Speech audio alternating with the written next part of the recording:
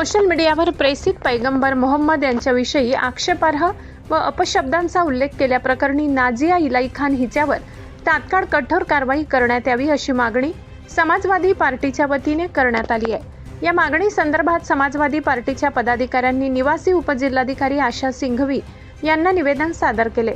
निवेदनात म्हटले आहे की सोशल मीडियावर करण्यात आलेल्या आक्षेपार्ह वक्तव्यामुळे प्रेसित पैगंबर यांना मानणाऱ्या कोट्यावधी मुस्लिम बांधवांच्या धार्मिक भावना दुखावल्या गेल्यात। अशा प्रकारच्या वक्तव्यांमुळे समाजात तेढ निर्माण होऊन कायदा व सुव्यवस्थेचा प्रश्न निर्माण होण्याची शक्यता आहे। त्यामुळे संबंधित व्यक्तीवर तातडीने गुन्हा दाखल करून कठोर कायदेशीर कारवाई करण्यात यावी, अन्यथा समाजवादी पार्टीच्या वतीने तीव्र आंदोलन छेडण्यात येईल असा इशाराही यावेळी देण्यात आला। यावेळी समाजवादी पार्टीचे जिल्हा अध्यक्ष फारुख खान कुरेशी, अब्दुल करीम शेख, नाजीद खान कुरेशी, मोहसिन शेख, जमील मंसूरी, आशिक पिंजारी, सामाजिक कार्यकर्ते सुनील महिरे व कार्यकर्ते मोठ्या संख्येने उपस्थित होते। समाजवादी पार्टीच्या वतीने आज माननीय जिल्हाधिकारी यांना एक निवेदन देण्यात आलेले आहे।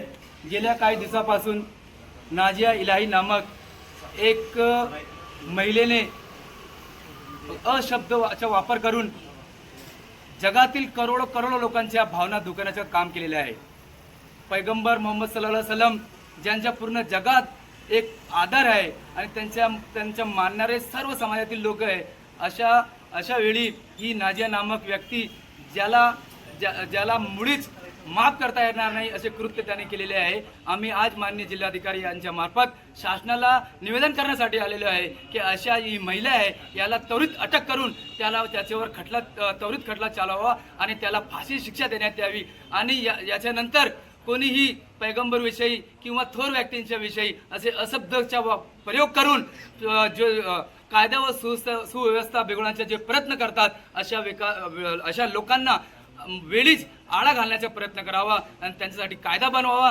भविष्यात अशा कृत्य करणाऱ्यांना एक तंबी बसेल अशा कायदा या राज्यात व्हावा, असे निवेदन आम्ही देण्यात आलेले आहे।